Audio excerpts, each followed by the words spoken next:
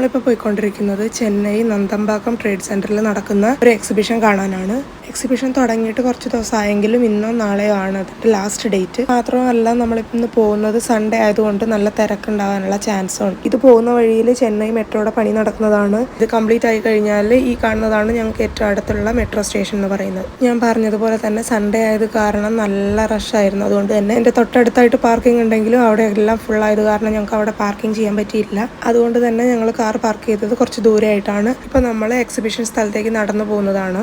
ആ ബ്ലൂ കളറിൽ കുറച്ച് ഫ്ലക്സ് ഒക്കെ കാണുന്നില്ല, അവിടെയായിട്ടാണ് എക്സിബിഷൻ നടക്കുന്നത്. ഇതിനിടയിൽ ഇതുപോലെ വെള്ളം അങ്ങനെ ഫൗണ്ടൻ പോലെ കണ്ടപ്പോൾ കുഞ്ചു അതൊന്ന് തൊട്ട് നോക്കാനൊക്കെ നോക്കി. ഈ എക്സിബിഷൻ കാണണമെങ്കിൽ നമ്മൾ അവിടെ രജിസ്റ്റർ ചെയ്ത ശേഷം എൻട്രി പാസ് വാങ്ങിയ ശേഷം വേണം അതിനുള്ളിൽ കടക്കാനായിട്ട്. എൻട്രി ചെയ്ത് കഴിയുമ്പോൾ റൈറ്റ് സൈഡിലായിട്ട് കാണുന്നതാണ് ഈ ഹോം ഡെക്കോർ ഐറ്റംസ്. ഇതാണ് സ്റ്റാർട്ടിങ്ങിലുള്ള മിറർ ഐറ്റം. ഇതൊക്കെ ഡ്രസ്സിംഗ് ടേബിളിന്റെ ഫ്രണ്ടിലായിട്ട് വെക്കാൻ പറ്റുന്ന മിറർ ഐറ്റംസ് ആണ്. ഇതെല്ലാം തന്നെ ടച്ച് ചെയ്യുമ്പോൾ ലൈറ്റ് വരുന്ന ടൈപ്പ് മിറർ ആണ്. ടച്ച് ചെയ്യാൻ ഒരു പോയിന്റ് ഉണ്ട്, അവിടെ നമ്മൾ ടച്ച് ചെയ്ത് കഴിയുമ്പോൾ ലൈറ്റ് വരും.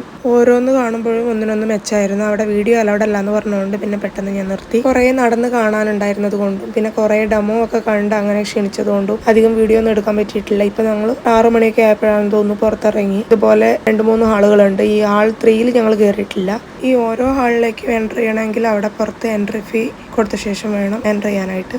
ഇപ്പം ഞങ്ങൾ പോകുന്നത് ചെന്നൈ കൺവെൻഷൻ സെന്ററിനുള്ളിൽ നടക്കുന്ന ഫർണിച്ചർ ഫെയർ കാണാനായിട്ടാണ്. ഈ ഒരു ഹാളിൽ sofa, chairs, dining table set, cot, mattress അങ്ങനെ ഒരുപാട് ഐറ്റംസ് ഉണ്ടായിരുന്നു. നമ്മൾ ഏതെങ്കിലും ഒന്ന് കണ്ട് ശരി ഇത് നന്നായിട്ടുണ്ട് ഇതെടുക്കാമെന്ന് വിചാരിച്ചിട്ട് കുറച്ച് അപ്പുറത്തെത്തി കഴിയുമ്പോൾ അതിൽ നല്ലത് കാണുമ്പോൾ അയ്യോ അതിനേക്കാൾ നല്ലത് ഇതാണെന്ന് തോന്നും. സത്യം പറഞ്ഞാൽ ഏതെടുക്കണം എന്നുള്ള കൺഫ്യൂഷനിലായി പോകും നമ്മൾ അവിടെ ചെന്ന് കഴിയുമ്പോൾ. അതുകൊണ്ട് തന്നെ ഞങ്ങൾ ഒന്നും എടുത്തില്ല. സോഫയിൽ തന്നെ പല വെറൈറ്റി അവൈലബിൾ ആയിരുന്നു. Recliner sofa, sofa cum bed, wooden sofa. Price നോക്കുമ്പോൾ എക്സിബിഷൻ പ്രൈസും ഷോപ്പ് പ്രൈസും തമ്മിൽ ഡിഫറൻസ് ഉണ്ടെന്നാണ് അവർ പറയുന്നത്. അങ്ങനെ 2:30 എക്സിബിഷൻ കാണാൻ ഉള്ളിൽ കയറിയ ഞങ്ങൾ 7:15-7:30 ആയപ്പോൾ പുറത്തിറങ്ങിയപ്പോൾ ഉള്ള അവസ്ഥയാണിത്. ഞങ്ങൾ കാറ് പാർക്ക് ചെയ്തിരിക്കുന്നത് കുറച്ച് ദൂരെ ആയതുകൊണ്ട് ജിജു കാർ എടുക്കാൻ പോയി. ഞാനും കുഞ്ചുസും അവിടെ സാധനങ്ങളുമായിട്ട് വെയിറ്റ് ചെയ്യായിരുന്നു. ചെറുതായിട്ട് മഴയൊക്കെ വരുന്ന പോലെ ഉണ്ടായിരുന്നു. ഇതിലെല്ലാരും ഫോൺ എടുക്കാൻ പാടില്ല, വീഡിയോ എടുക്കാൻ പാടില്ല. ഇതിൽ ഫോൺ വർക്ക് ആവില്ല ഗൈസ്.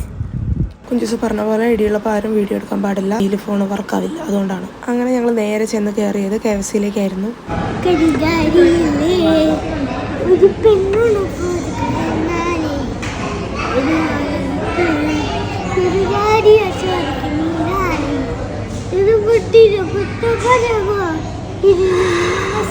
കരിങ്കാളി എഴുതിയ ആളും പാടിയ ആളും എന്നോട് ക്ഷമിക്കുമെന്നാണ് എൻ്റെ ഒരു വിശ്വാസം. ലിറിക്സ് ഒന്നും അറിയില്ലെങ്കിലും ആ ട്യൂണിനനുസരിച്ച് എന്തെങ്കിലുമൊക്കെ അവിടെ ചേർത്ത് പാടാനുള്ള അവൻ്റെ ഒരു കഴിവിനെ അഭിനന്ദിച്ചേ പറ്റുള്ളൂ. ഇതൊന്നും പോരാഞ്ഞിട്ട് ഇതെല്ലാം അപ്ലോഡ് ചെയ്യാൻ കാണിച്ച എൻ്റെ ഈ ഒരു ധൈര്യവും നിങ്ങൾ മനസ്സിൽ നന്നായിട്ട് അഭിനന്ദിക്കുന്നുണ്ടാവും, അതെനിക്കറിയാം. അങ്ങനെ ഞങ്ങൾ ഓർഡർ ചെയ്ത ബ്രോസ്റ്റഡ് ചിക്കനും പെപ്സിയും വന്നു. ജ്യൂസ് പുറത്ത് പോയാൽ ആകെ കഴിക്കുന്ന 2 കാര്യങ്ങളിൽ ഒന്ന് ഈ ബ്രോസ്റ്റഡ് ചിക്കനും ഒന്ന് ഫ്രഞ്ച് ഫ്രൈസും ആണ്.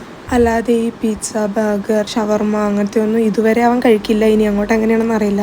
അങ്ങനെ ഞങ്ങൾ ബ്രോസ്റ്റഡ് ചിക്കൻ ഫിനിഷ് ചെയ്ത ശേഷം നേരെ വീട്ടിലേക്ക് പോവാണ്. ഈ കാണുന്നതാണ് ജ്യൂസിന്റെ സ്കൂൾ.